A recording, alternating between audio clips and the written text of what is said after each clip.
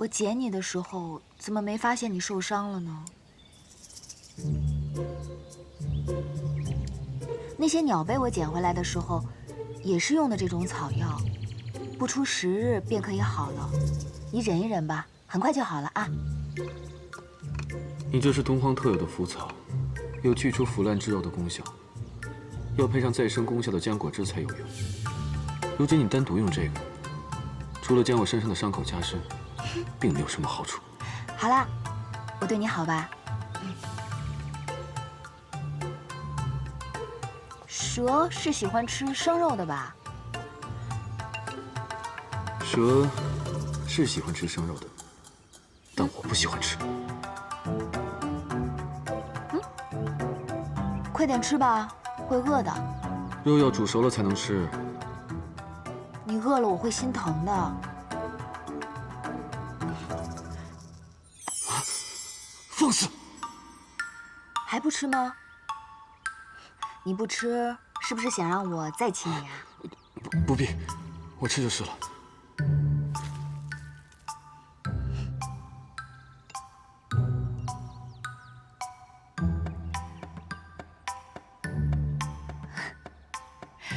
此处的蛇真是聪明，还知道挑拣自己爱吃的东西。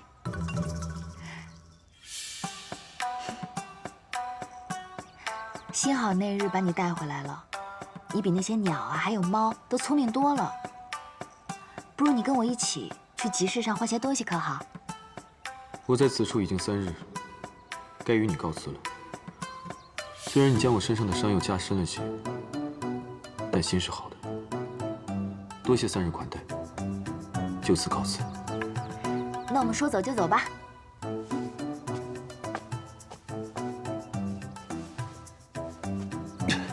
难道你看不出来就要下雨了吗？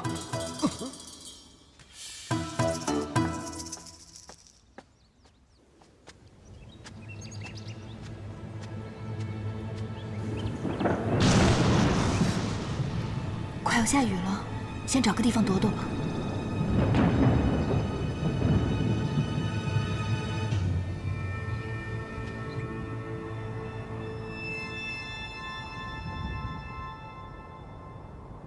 听说太子在此处降服了金泥兽，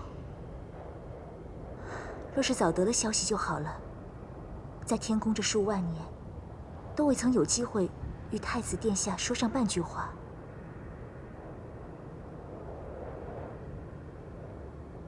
你这是要不语？太子殿下，今日不必不语了。是。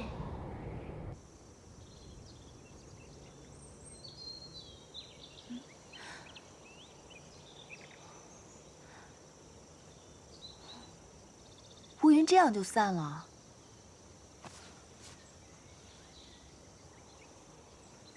你又睡了，不是吃就是睡，真的是条蛇。太子殿下，素琴，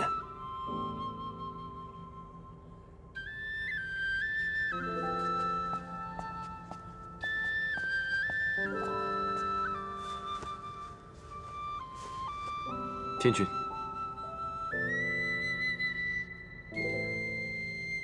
孙儿已斩杀金泥兽，特回来复命。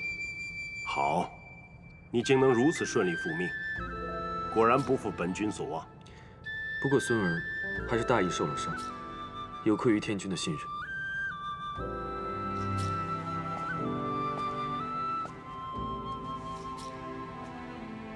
可严重？无妨，轻伤而已。只是伤口处理不当，还需重新包扎。红莲业火并非等闲药法，不要掉以轻心。是。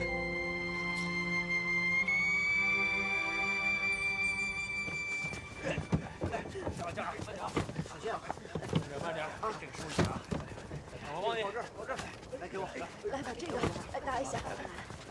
还有啊，行，来这个，好，这个推回去还能用。这边还有点木头，来，先走，大叔，请问这里发生什么事了？哎，昨天呀，有一只通体通红的，如同雄狮一般的妖怪，对着此处喷火。哎，你看看，到处烧毁东西。哎，这老天爷呀，可能是保佑我们这些平头老百姓。哎，突然呐，黑龙现身降雨，哎，将这火呀全熄灭了不说，还一个霹雷把那妖怪给劈死了。那妖怪可是如同雄狮一般模样？差不多都这么传。金泥兽，哎，大叔，您知道妖怪的尸体在何处吗？哎，你这姑娘好生奇怪，还要看什么妖怪的尸体？我不知道，不知道。当初，大哥就是和夫君的坐骑金泥兽一同失踪的。若真是金泥兽，就一定会找到大哥的线索。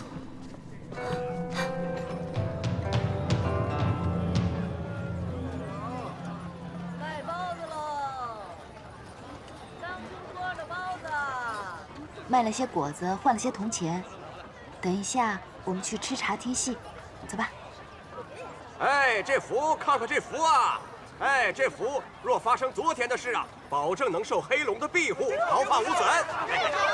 来来来，哎，都有啊！哎，都有。这符真的能驱妖吗？那当然，姑娘也想来一幅。妖怪我不怕。一个姑娘家竟有如此胆量，居然不怕妖怪。菜喽！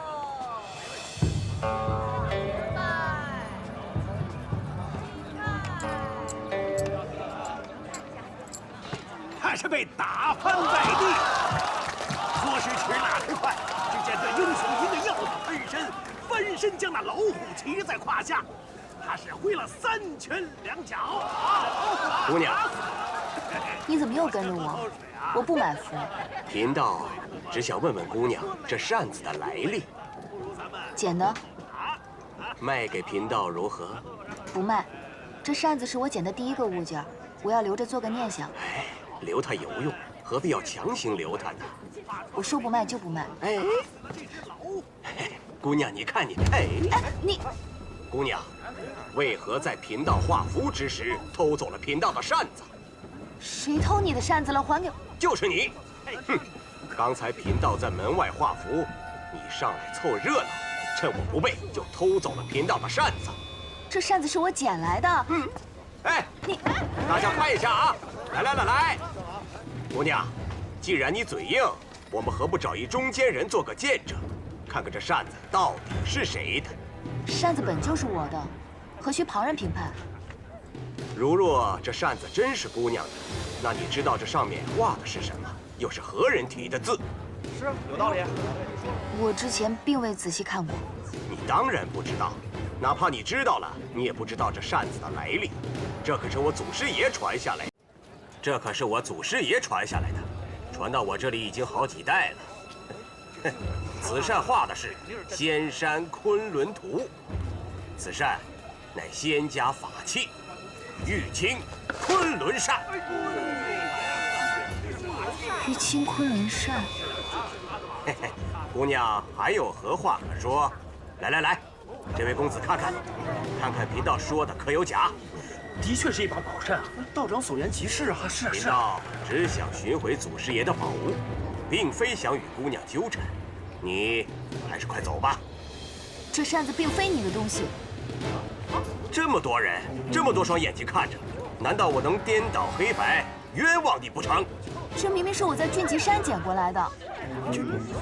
俊极山不是早就没人去的荒山了吗？是啊，姑娘说话真是越来越离谱。你将扇子还给我！还你？哼，我没送你去见官，就已经便宜你了。道长这话怕是说反了吧？你又是何人？此扇是我一位故友的，并非什么祖师爷的宝物，所以我更愿意相信这位姑娘所说的话。胡说八道！我就问道长一句话，这扇你可会用？这既是宝扇，怎能随便用？哦，道长这就害怕了吗？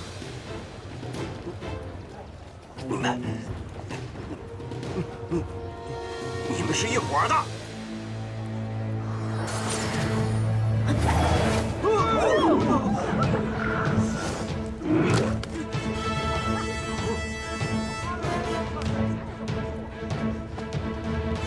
此扇是个呼风唤雨的法器。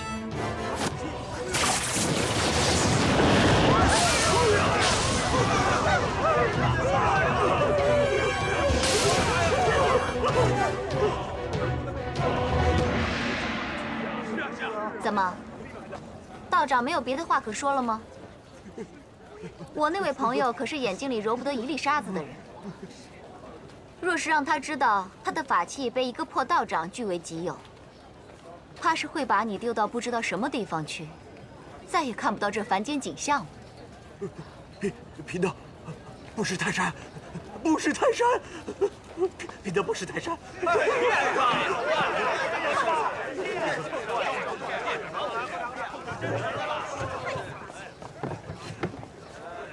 姑娘，请收好此扇，勿要在人前招摇。此扇确实是个法器，可能会引来不少祸事。真的吗？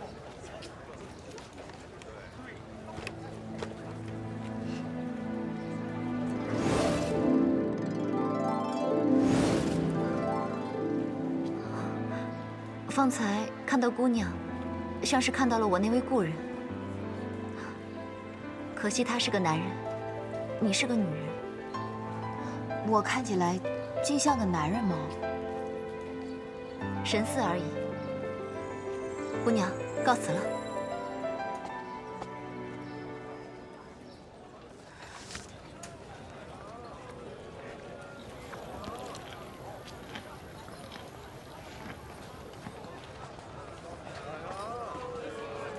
姑娘，公主殿下，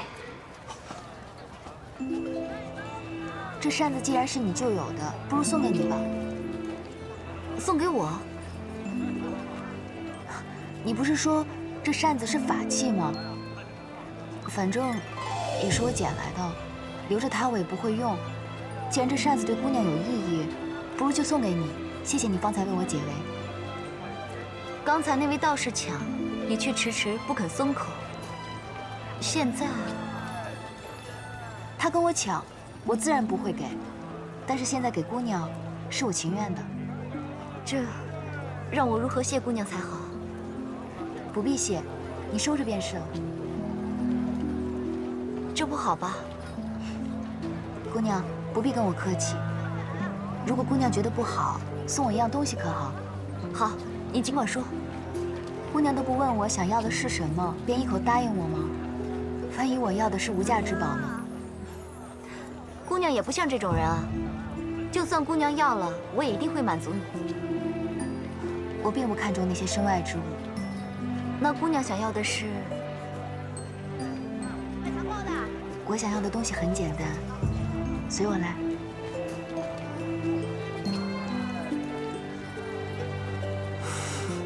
殿下怎么会跟这个凡人似的？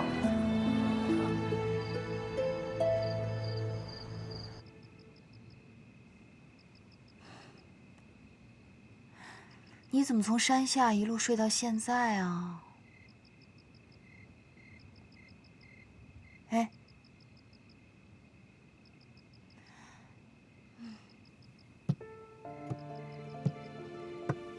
现在才9月，你就已经冬眠了吗？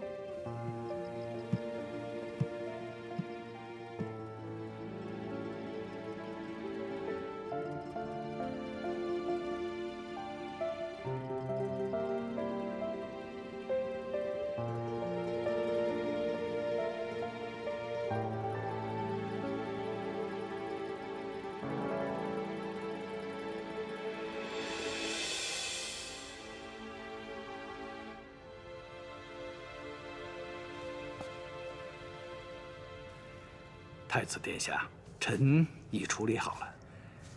只是臣发现，太子手腕上的伤并非是红莲叶火所伤，而是东荒特有的腐肉草所致啊。是本君不小心碰到的，先退下吧。是。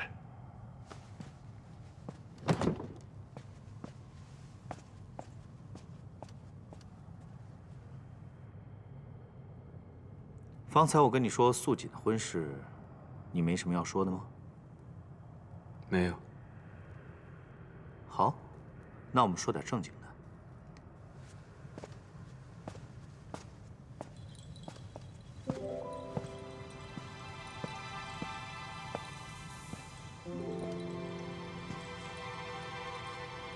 今日的奏折我都帮你看了。长海鲛人族一直是父君的心病，方才又提起了。长海水军胆小怕事，并不擅长用兵，恐怕最后还要你亲自带兵平乱。我料到，我也有出兵的准备。不错，鲛人族的头领曾是擎苍的心腹，又不满这一任离境义军的管制，不早日除去，始终是个祸患。而且还有一点，黎苑的母后就出自这一族。幸好当年天君听了东华帝君的话，扶黎靖上了位。如果让黎苑继位，恐怕今日会更麻烦。就算当年是黎渊上位，也不过如此。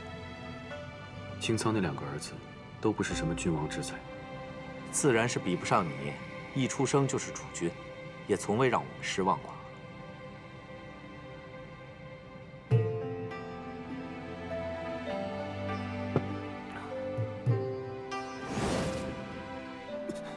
放肆！鲛人族这件事需要得有好时机，最好是让长海水军向天族请兵，我们才能名正言顺地出兵。四海是封地，都有各自的水军，如果我们贸然出兵，会让诸侯以为我们想要收回封地，需要一个好理由。三叔所想，跟我不谋而合。那鲛人族的事儿就算说完了。我就帮你带了这一日的朝事，也就这么一桩大事，却如此心累。来，说点私话。是你的私事。什么事？你和青丘白浅的婚事。天君方才在大殿上，命大哥和众仙官商议迎亲的礼仪。毕竟是胡帝唯一的女儿，马虎不得。方才定下的婚事，为何如此急着迎亲？我也不懂父君为何如此着急。恐怕是因为你二叔出那档子事儿，怕再有变故得罪青丘吧。你去哪儿？找司命星君问些话。哎，表哥，怎么走得那么急呀？你说墨渊上神和司音上仙的仙体是一道消失的？不错，当年昆仑虚余下的弟子疯了一样找他们，可始终没有结果。所以还有人猜测，司音和墨渊上神已不是师徒之情，但又不想背负师徒的名分，于是借着异族大战诈死，与司音双宿双飞了。竟还有如此荒谬的事！就是因为太过荒谬了，帝君他老人家才编写了“双双归隐”这句话，让人写入了典籍，只为了堵住悠悠众口。照你所说，那玉清昆仑扇是司音上仙的法器，怎会流落人间？司音失踪的事，始终是天族的一个悬案。殿下若要深问，怕是谁都说不清。就算是昆仑虚那些上仙们也说不清。或许司音当年大战时将这法器掉落了人间，是有可能。太子殿下说的那位拥有此扇的人，可有什么疑点？他只是个凡人，没什么特别的。你先下去吧。是。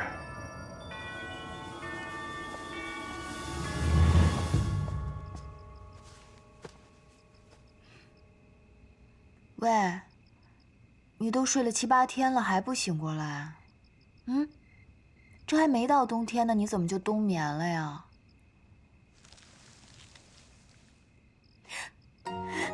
你醒啦？我还以为你要睡到明年春天了呢。你看这床被子好看吗？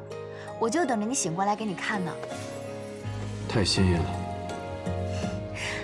我跟你说，虽然鲜艳了一些，但是我就喜欢这种大红色。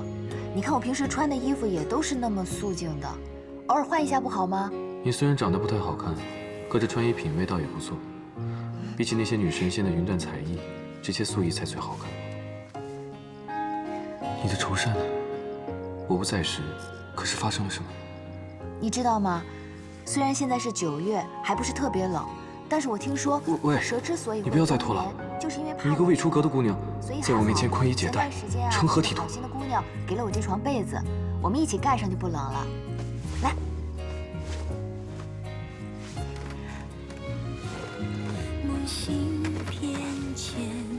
这样就不冷了，睡吧。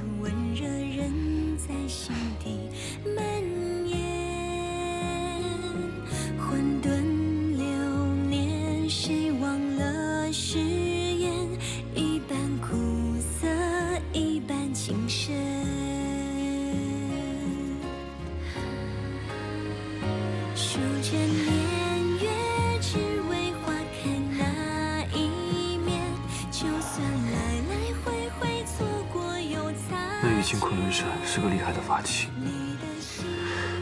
你一个凡人既然无法用，丢了也好，免得浑水宝物招惹太多。数着年月，只为花开那一面。就算来来回回错过又擦肩，你的喜悲有了我全都遇见。3000繁华，只为你一人留恋。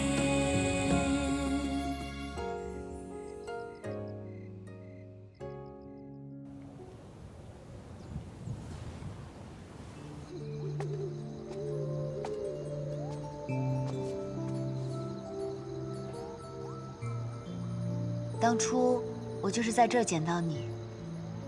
捡到你的时候，你奄奄一息，抱你回去你都没醒，以为自己捡了条死蛇呢。我在此处养伤，原本睡3日也就痊愈了，没想到被你抱走，涂了腐肉草，至今伤口都没长好。不过跟你说这些，你也听不懂。这里你想走便走吧。不过你要是真的走了，连陪我说话的人都没有了。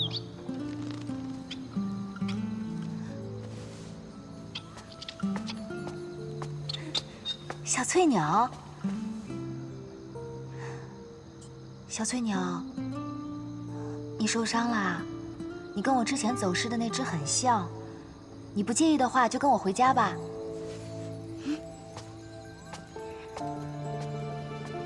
这只鸟很可怜，我先带它回去了。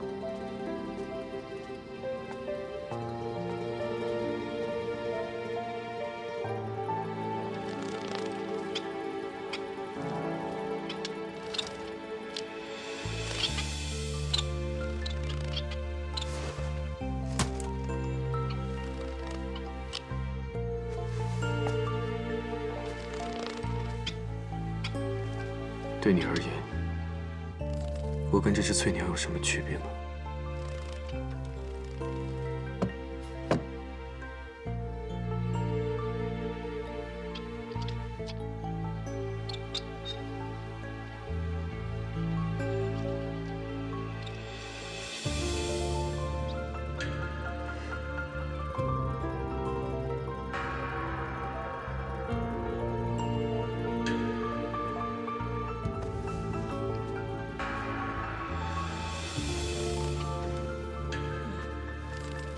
你一个未出阁的姑娘，却与天族太子同床共枕了3个月。我若是不娶你，怕也没人再敢碰你了。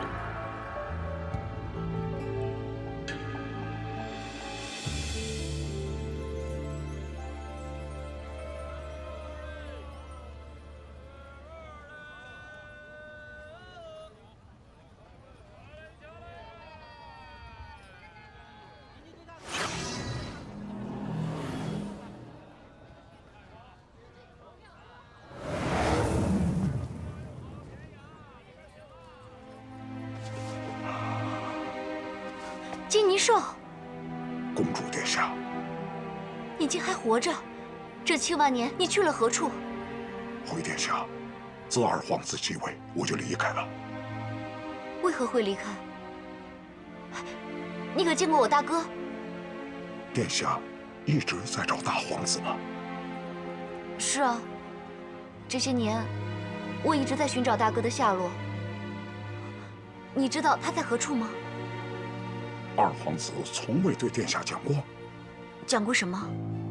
这天下恐怕只有他最清楚，大皇子身在何处。此话何意？7万年前，就是义军亲自领兵叛变，将大皇子关入了极寒之狱。不可能！怎么不可能？我二哥绝不会这样做。倘若是大皇子亲手将义军生母杀死的呢？你说什么？大哥将二哥的生母杀死？殿下不要出声，有天族的味道。天族？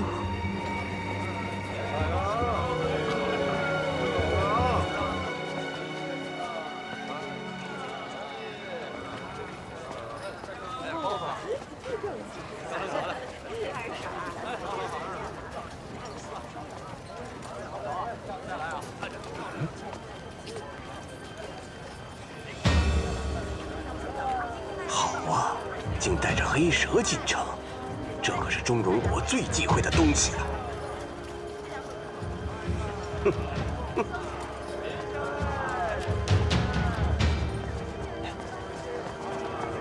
哎，又是你，姑娘，还记得我呀？上次就是你抢我扇子，我自然记得你。上次你让我颜面丢尽，我就是在梦里面也能恨得醒过来。幸好今天又让我见到你。你想做什么？怎么着？你干什么？我让大家看一看，你这里面到底是什么东西！大家快来看一看，这妖女又来了。那日，她伙同另一个妖女，抢走了我祖师爷的宝物。我为了城中百姓，一直未曾离开，就是想有朝一日揭开这妖女的真实面目，还大家一个真相。这姑娘可真倒霉啊，算是被你给盯上了啊！前几天你抢她扇子不说，还被路见不平的美人儿教训了一番，怎么着？失心疯了？又来闹腾了？别怪老道不告诉你们这篮子里边是什么东西，这里边可是最邪之物——黑蛇。黑妖怪呀！怎么着？怕了吧？你这道士上次就骗了我，你说是黑蛇，你以为我们会信啊？对呀，你若不信，我就揭开这个破布，让你看看。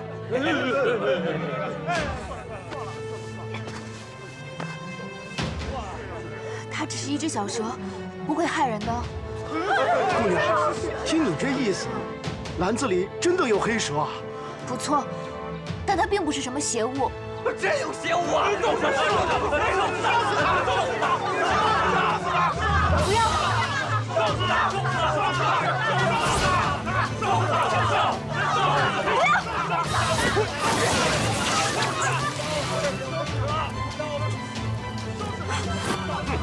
嘿嘿，我祖师爷的捆妖绳今天终于用上了。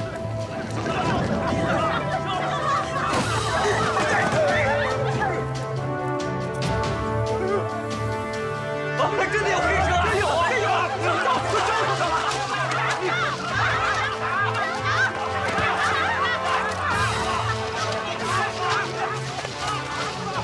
欺人太甚！殿下息怒，你看看篮子里是什么？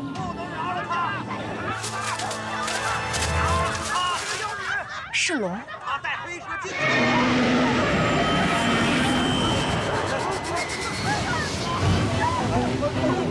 是神龙啊！神龙，是神龙啊！真的是神龙啊！神龙，神龙！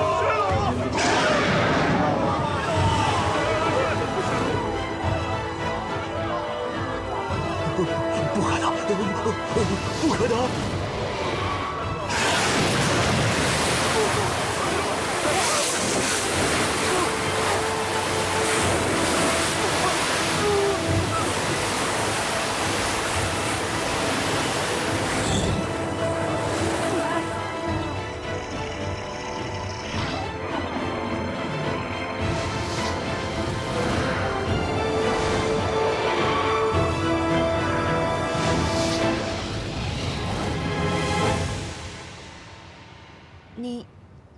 你不是黑蛇吗？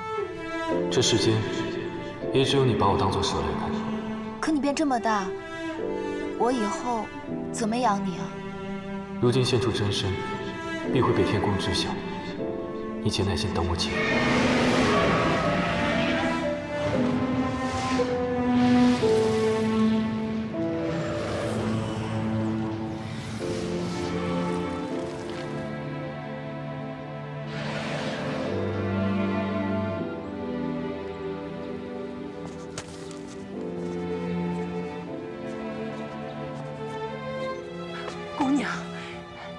姑娘，这黑龙救过我与孙儿的命，婆婆没有什么好报答的。姑娘可否来家中吃顿便饭？不必了，婆婆，你的救命恩人是他，不是我。姑娘，方才是我们冤枉了你。对啊。姑娘，你一定要留下来啊！留下来，让我们弥补一下啊！不必了，太晚回去，天色就该暗了。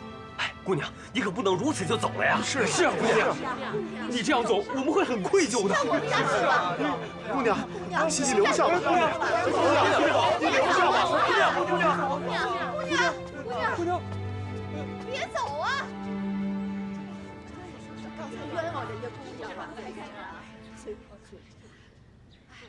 你方才说，是我大哥杀了二哥的生母。不错。此话是我亲耳听离镜所说，不会有错。大皇子当初失踪，难道公主就没有怀疑过？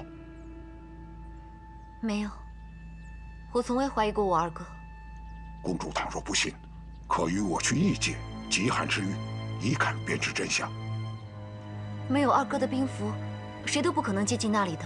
不错，所以要公主殿下先偷出兵符，我们才有可能救出大皇子。偷？殿下，大皇子的性命就在你手中，偷又何妨？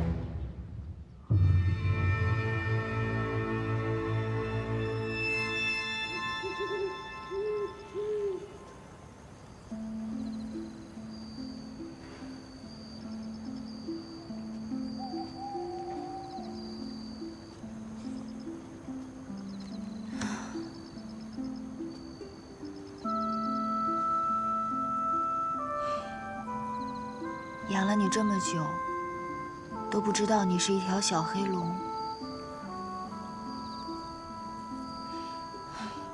既然是一条龙，你就去你该去的地方吧。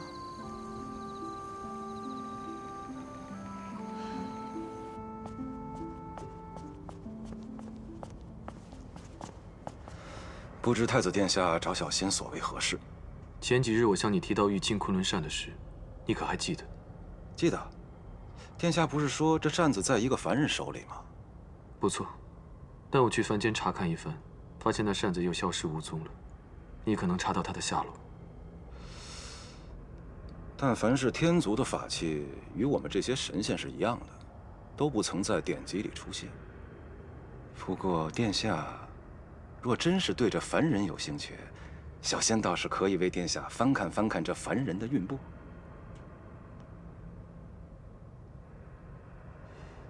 不必了，本君不需要知道他的经历。是小仙多事了。说到这个，我倒是想让你去凡间帮我办点事。殿下请说。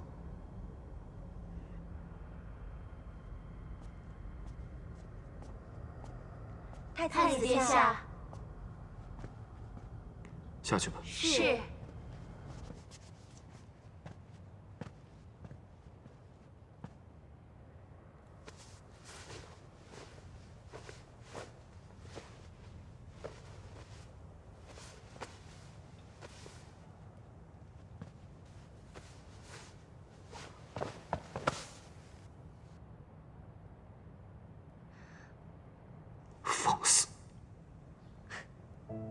在这宫里，就你最喜欢凶我。天君已定了日子封你做侧妃，你不该再来这里。可我想，最后再侍奉你一次，不行吗？从你1万岁开始，我就日日陪着你读书，晨课晚课我都陪着你，你就不能成全我一次吗？退下。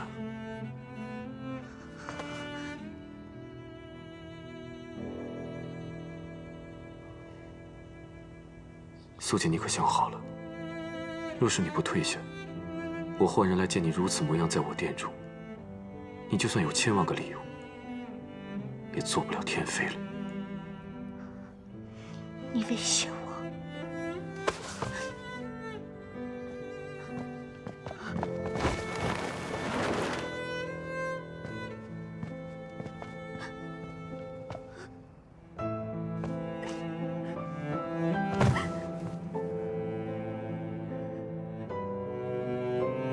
我大好年华，若不是为了你，又怎会嫁给天君？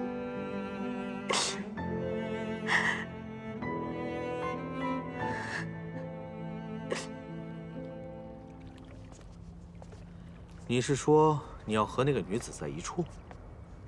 不错。你小子也有今天，知道女人是什么了？并不像三叔想的那样。她对我而言，就像是曾经丢了的什么东西，经历了千千万万，终于找寻到了。三叔，你可明白我说的是什么？当然明白。说了这么多，用3个字就够了。什么？动情了。与其说是动情，不如说是报恩吧。报恩？就你被赤炎金泥兽弄了那么点小伤，也值得你说报恩2个字啊？哎呀，不用不好意思啊。照你的话说，你们俩就是有缘呐。而且你在凡间和他同床共枕了几个月，虽然在天上也就几个时辰吧，不过也算是破天荒了。你往回想想，你活了几万年，多少宴席，多少女仙想与你多说一句话，你可曾给过机会？所以，若非动情，又怎么可能与他同床呢？好了，别再争了，情呢，动就动了，咱们继续说。说什么？你把三叔找来，不就是想问我，怎么样才可以让他喜欢你吗？不错。不过这凡间女子吧，我倒是没接触过。有句话说得好，自古美女爱俊郎，没有哪个妙龄女子不喜欢俏郎君的。你走到她面前一站，对她笑一个，保证她骨头都酥了。不屑用美男计啊？好，那换个别的。自古美人爱英雄，你去那山上放个妖怪，出来吓吓他，吓得他魂不守舍的时候，你就提着清明剑，英姿飒爽地冲出去把那妖怪给打死。于是你就成了他的救命恩人，他无以回报，只能以身相许喽。所以当初三叔就是以这种方式骗程昱对你以身相许的。程昱和我在3万年前就缘尽了，那是前尘往事了。还以你好好提他干嘛？继续说你的，这法子行不行啊？这法子行不通，三叔。前几日我在他面前现出真身，他竟然一点都不害怕。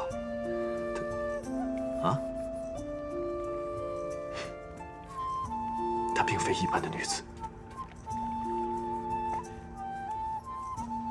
哎，美人计你又瞧不上，英雄计又行不通。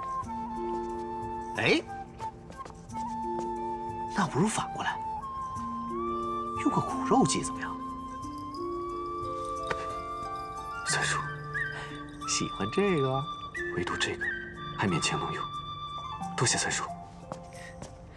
哎，三叔提醒你一句，你给那个俊吉山做个仙帐，将它层层罩起来，避开天上的耳目，否则你一天族太子住在东荒，迟早有一天会被人发现的。三叔放心吧，我上来之前已经做好仙帐了。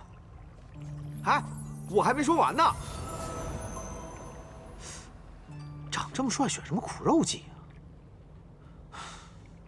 啊？不可能，不可能！哎呀，你说你得罪谁不好，非要得罪太子殿下？太子殿下说了，像你这种人，好好承办承办。这人，恨我，赵元芳。行。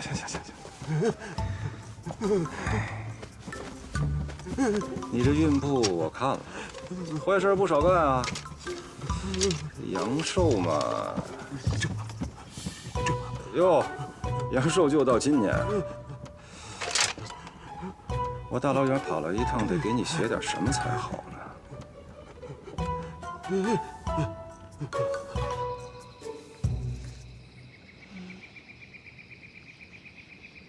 本来还想着快要到冬天了，给你挖一个蛇洞，让你好过冬。谁知道黑龙飞天了，我也就不用操这个心了。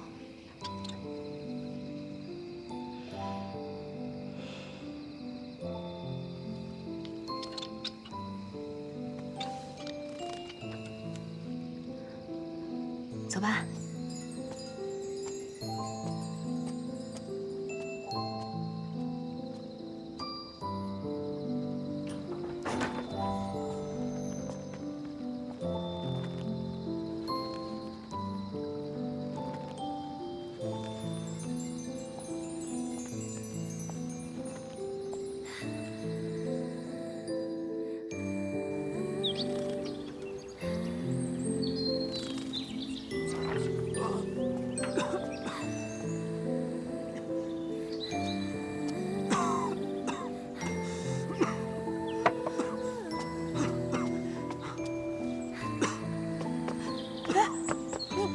怎么了？你没事吧？啊！好多血！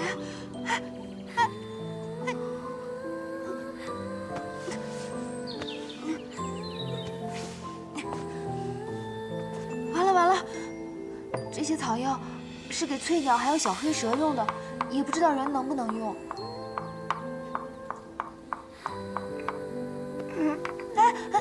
你不要动！你刚刚流了好多血，你没事吧？姑娘不必担心，只是小伤而已。你还小伤？你一直都在流血，你在这待一下，我药马上就弄好了。你等我一下。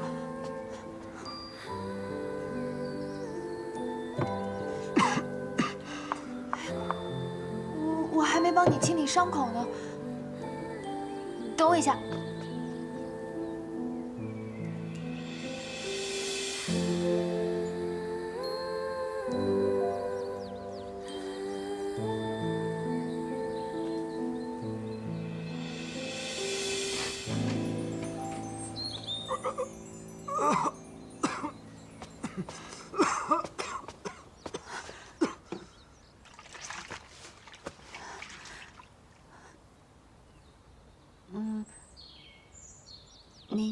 你方便自己脱衣服吗？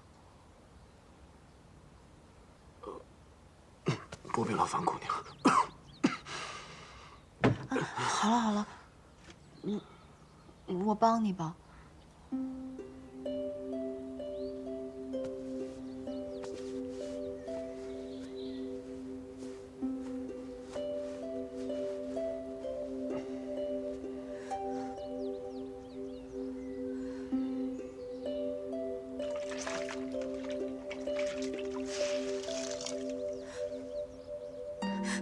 我帮你擦一下，有点疼，你忍着点儿。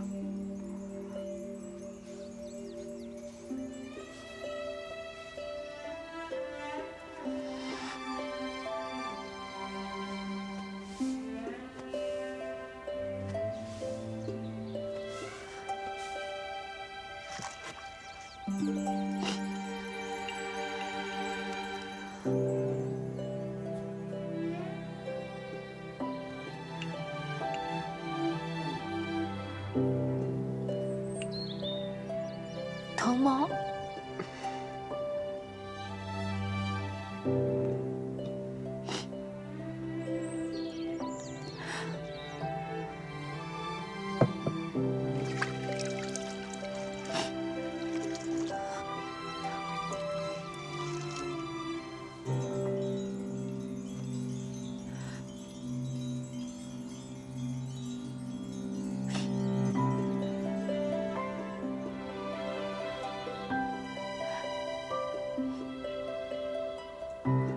我去帮你换一盆水吧。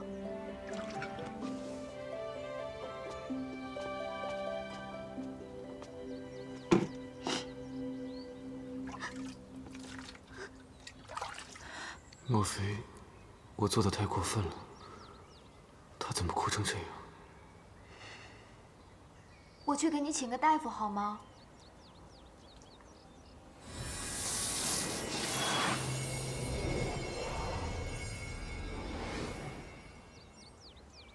我还是帮你去找个大夫吧。这些药只能用来医小动物。我看你这伤口这么深，我怕……你的伤好了？伤竟全好了？怎么可能呢？可是，刚刚……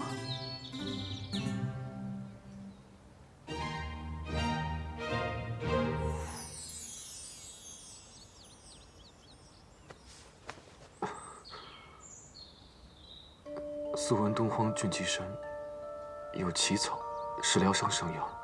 莫非姑娘给我用的就是这奇草？我草药是随便采来的，我也不知道它是不是奇草。那，你可还有内伤？姑娘说的对，内伤很重。为何会伤得如此重？是有仇家寻仇吗？路遇妖怪，就缠斗了一番。妖怪？这里有妖怪吗？姑娘不知这山上有很多妖怪。我在此住了数月，从未见过什么妖怪。那妖……你这么难受，还是别说话了，先躺下吧。也好，多谢姑娘。我去帮你弄点吃的。好。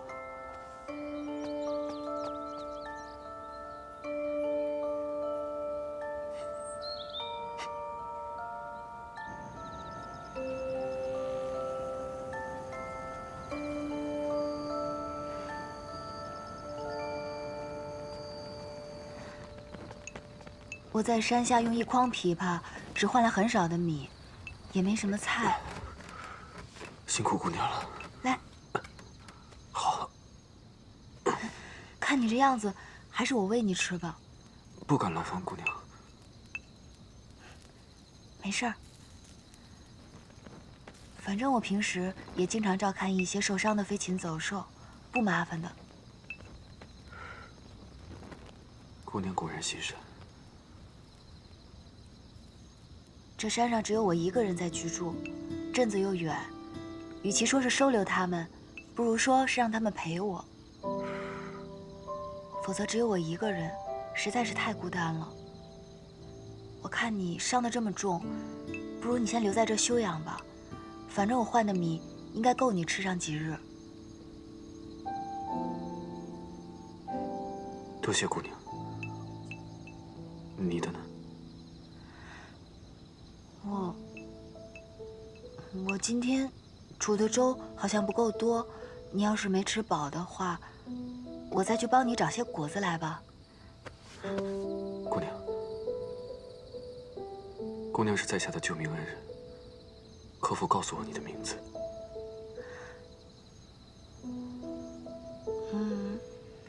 我没有名字。没有名字？我既无名字，也无家人，就自己一个人住在这山上，也没有朋友。既然如此，我送你一个，可好？你送我？姑娘穿得如此素雅，素素两字，与你很配。素素，素素，好，那我就叫素素。谢谢你送我名字，我去帮你找果子吃。姑娘，不想知道我的名字吗？哦，我倒是忘记问了，你叫什么名字啊？夜华。夜华是哪2个字啊？哎，你能写给我看吗？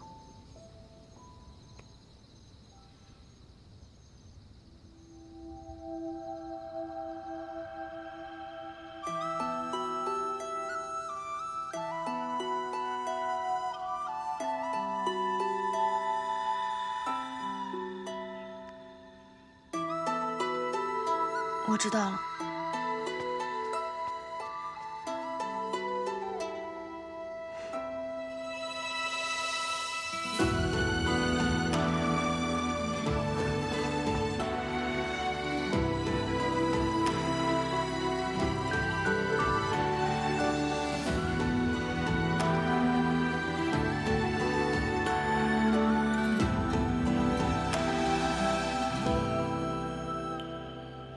入夜渐微凉，繁花落地成霜。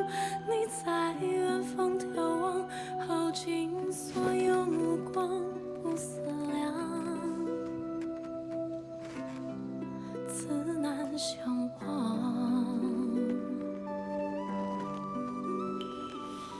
遥遥桃花凉，前世你怎设想？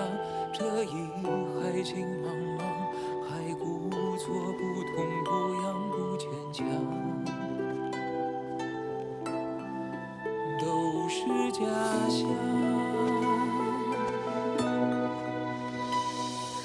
凉凉月色为你思念成行，化作春泥呵护着我。浅浅岁月覆满爱人袖，翩翩芳菲如水流。茫茫天与年月一生花色，落入凡尘伤情着我。人间一度情劫难料，折旧的心还有几分前生的恨，还有几分前生的恨。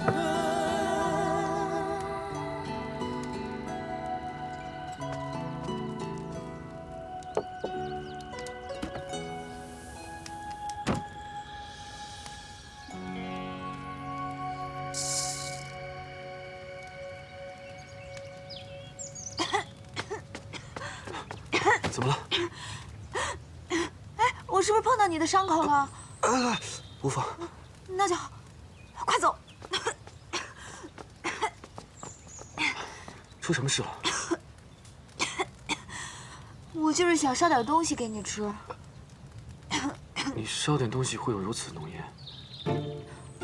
一向都是这样的呀。我来这里之前，你是如何生活的？因为我吃东西并不挑剔，饿了就找些果子吃，万一能猎到一些小兽的话，就把它们烤熟了吃。幸好你还知道要烤熟，不能吃生肉。我不能吃生肉的，一吃就会肚子疼。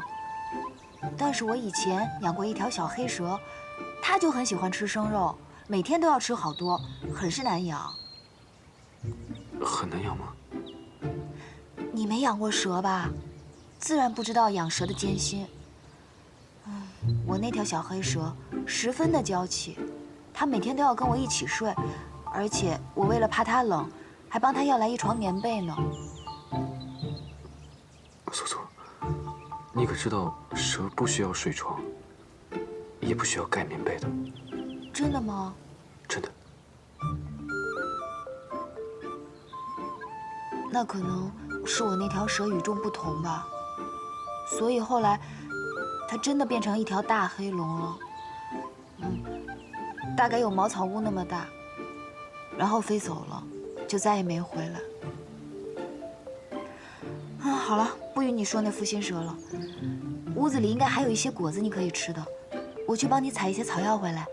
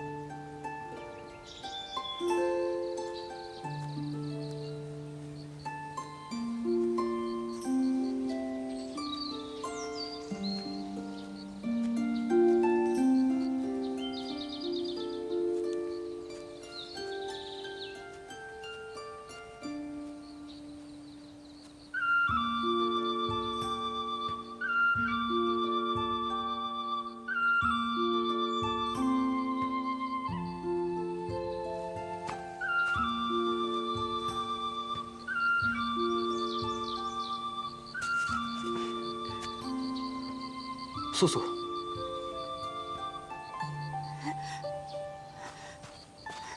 你怎么来了？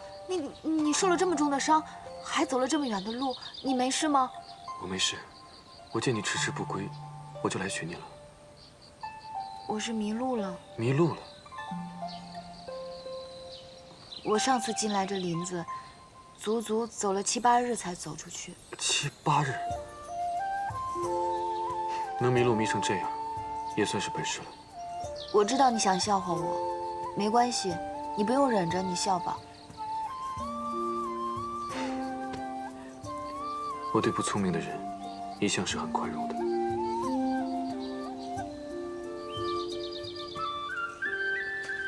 你本就受了伤，又走了这么远的路，怕是没力气再走回去了吧？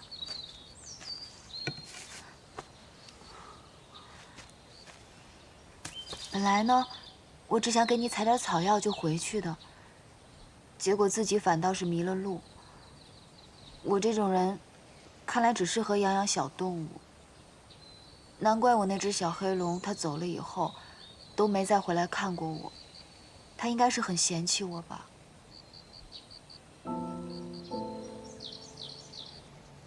你很想他？或许他是不得不离开的。龙是上古神族，出现在凡间，大多是为了降妖伏魔。也因为他是神族，并不能长久留在凡间，否则会影响凡人的命数，惹出麻烦。是吗？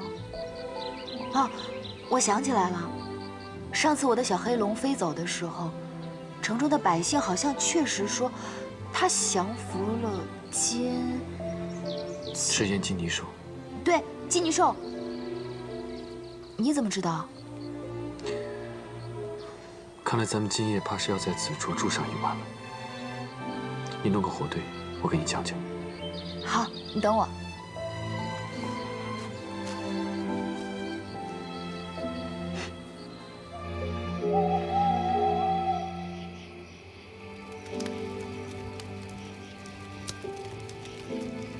你继续说吧。累不累？不累。你讲的故事呢，是没有茶楼的人讲的动听，但是至少没有人说过。这赤焰金泥兽在10年前来到了东荒俊极山，便令此山下的中荣国10年大旱，1000年焦土，举国子民颠沛流离。真的这么厉害吗？到了第10个年头上，这金泥兽越发猖狂，竟看上了国君的妻，并将她掳回了洞中。然后呢？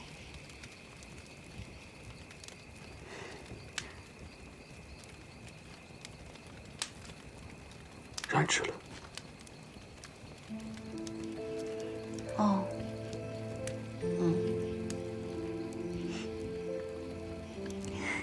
你看你这个人，我都还没不好意思，你怎么就脸红了？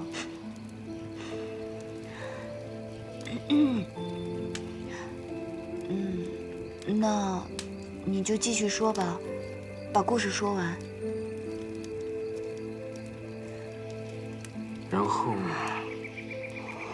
然后这金泥兽就被你养的那条小黑龙给降服了。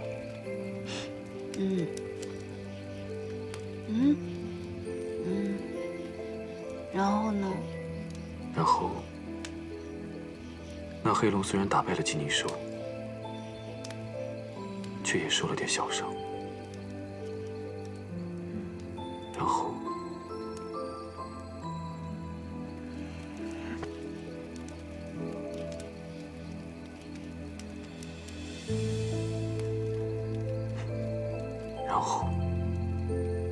就遇到了你。